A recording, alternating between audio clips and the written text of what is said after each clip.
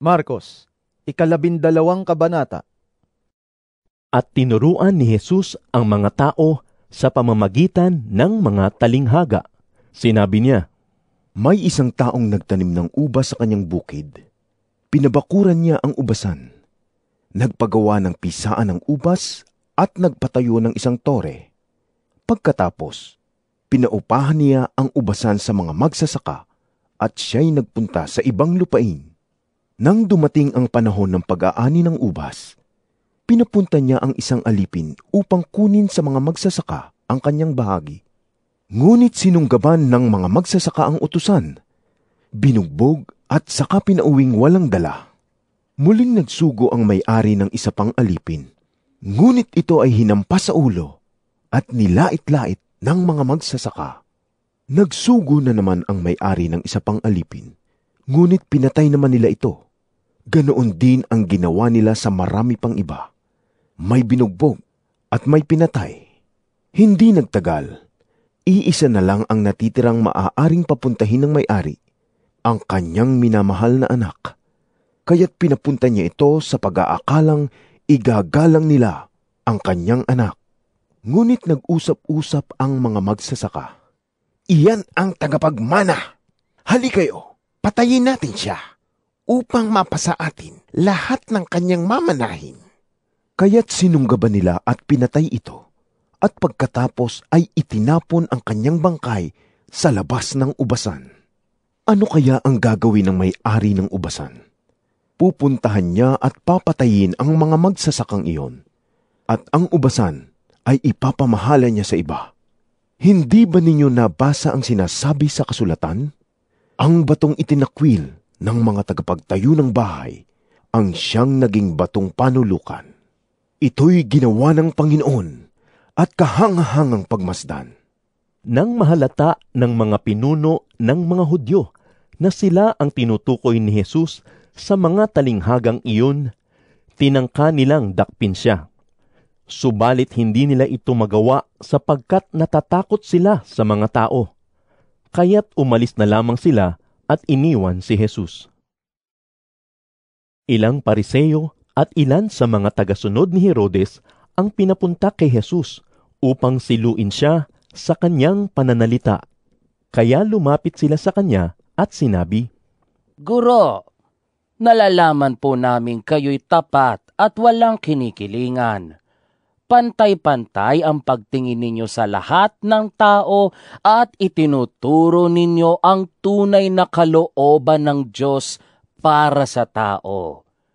Nais po naming itanong kung labag sa kautusan ang magbayad ng buwis sa emperador. Dapat po ba kaming magbayad ng buwis o hindi? Alam ni Jesus na sila'y nagkukunwari lamang, kaya sinabi niya sa kanila, Bakit ba ninyo ako sinusubok? Bigyan ninyo ako ng isang salaping pilak. At siya nga ay binigyan nila ng salaping pilak. Kaninong larawan at pangalan ang nakaukit dito? Tanong ni Jesus sa kanila. Sa emperador po. Tugon nila. Sinabi ni Jesus, Ibigay ninyo sa emperador ang para sa emperador, at sa Diyos ang para sa Diyos. At sila'y labis na namangha sa kanya. May ilang Saduceo na lumapit kay Jesus upang magtanong.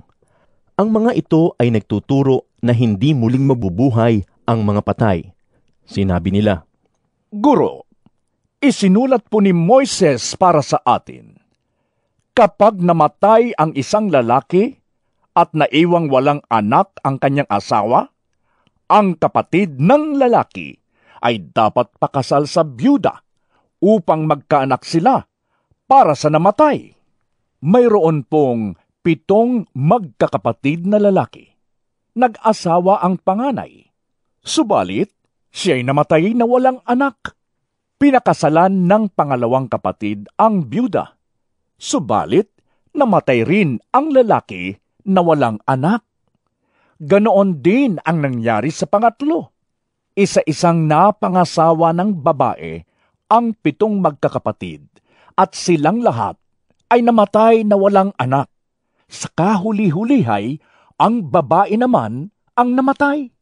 kapag binuhay na muli ang mga patay sa araw ng muling pagkabuhay, sino po ba sa 7 magkakapatid ang kikilalaning asawa ng babaeng iyon, sapagkat silang lahat ay napangasawa niya?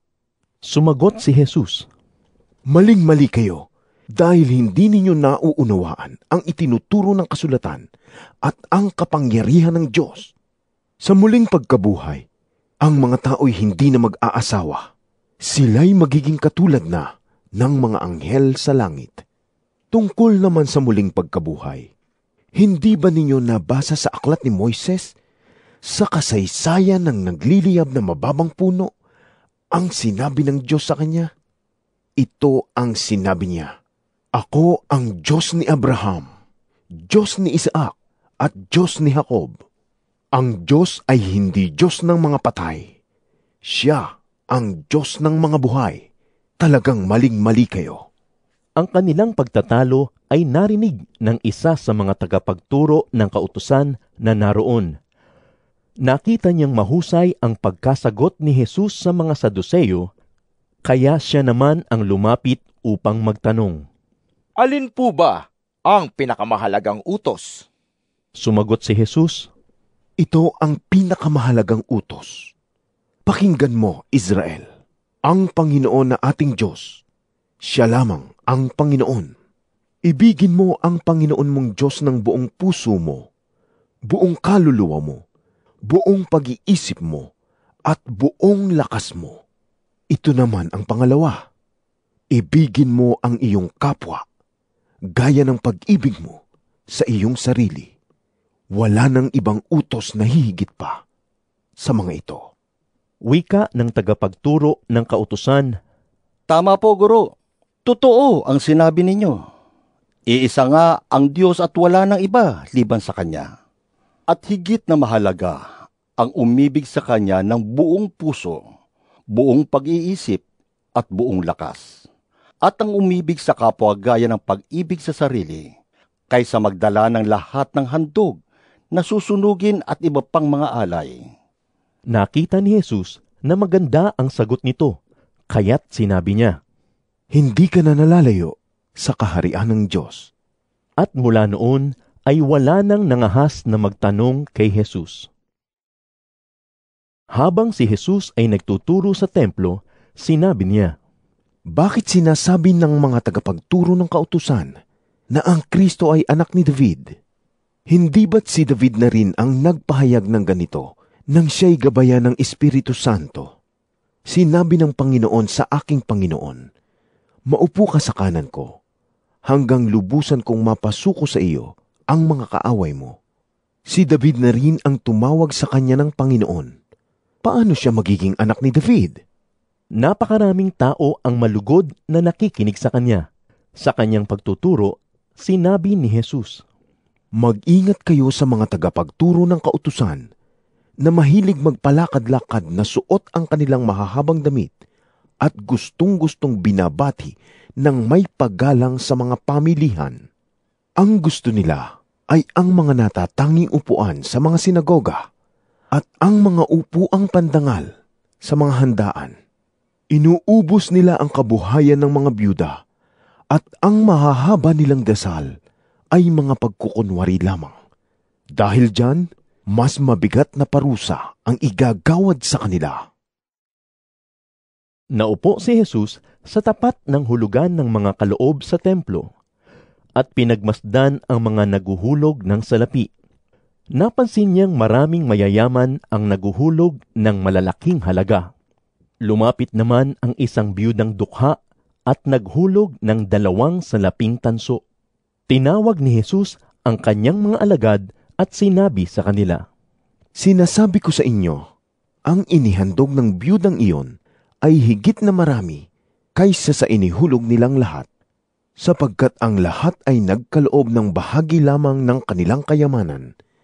Ngunit ang ibinigay ng babaeng iyon, bagamat siya'y dukha, ay ang buo niyang ikinabubuhay.